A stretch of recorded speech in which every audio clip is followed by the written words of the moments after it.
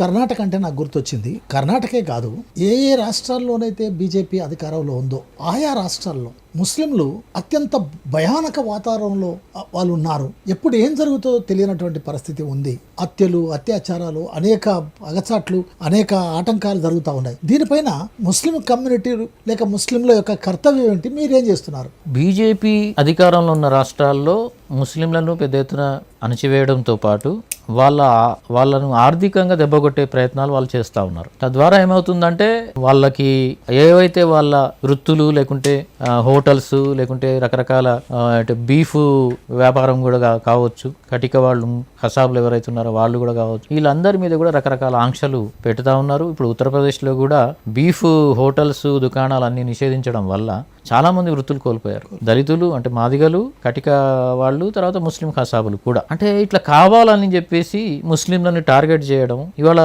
BJP ఒక కొత్త పంథ నడుపుతా ఉంది. ఏంటంటే ఇంతకుముందు దాడులు చేసేది, హత్యలు చేసేది, కానీ ఇప్పుడు ఏంటంటే వాళ్ళని ఆర్థికంగా దెబ్బకొట్టడం ద్వారా వాళ్ళని బానిసలుగా మార్చాలి. ఇట్లాంటి ఒక టెక్నిక్ని వాళ్ళు ఉపయోగిస్తూ ఉన్నారు. అట్లా ఏ రాష్ట్రాల్లో అయితే వాళ్ళు అధికారంలో ఉంటారో పోలీసులు వాళ్ళ చేతుల్లో ఉంటారు కాబట్టి ముస్లింల మీద దాడులు చేయడం వాళ్ళకి ఈజీ అవుతున్నది. కేసులు నమోదు కావు, కేసులు నమోదైనా కూడా వీగిపోతాయి. వాళ్ళను ఎవరైతే హంతకులు, ఎవరైతే దాడులు చేసిన వాళ్ళు ఉన్నారో వాళ్ళకి వీళ్ళే సపోర్ట్ చేస్తారు. ఇప్పుడు మొన్నటికి మొన్న బిల్కిస్ బానో రేపిస్టులను అందరినీ 11 మందిని స్వతంత్ర 75 సంవత్సరాల స్వతంత్ర వజ్రోత్సవాల సందర్భంగా వదిలిపెట్టడం అంటే దేశానికి అవమానం. భారతమాత తల వంచుకున్నది ఆ రోజు. అంతటి ఘోరమైన పని చేసి కూడా వాళ్ళు ఏమాత్రం పశ్చాత్తాపడకుండా తిరుగుతున్నారంటే అది ఇవాళ బీజేపీ చేస్తున్న నిర్వాకం. అంతేకాదు, ఇప్పుడు యోగి ఆదిత్యనాథ్ ఉత్తరప్రదేశ్లో లవ్ జిహాద్ అనేటువంటి దాన్ని తీసుకొచ్చి అది ముస్లిం పేరు చెప్పినప్పటికి కూడా అసలు ప్రేమ వివాహాలే వద్దు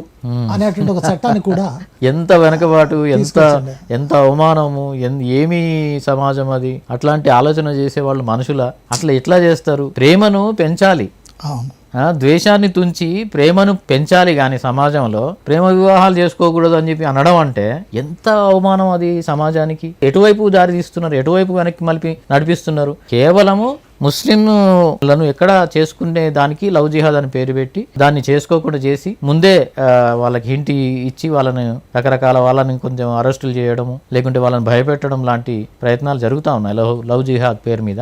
అది చాలా దారుణమైన విషయం. దాన్ని మనం వ్యతిరేకించాల్సిన అవసరం ఉంది. అవును.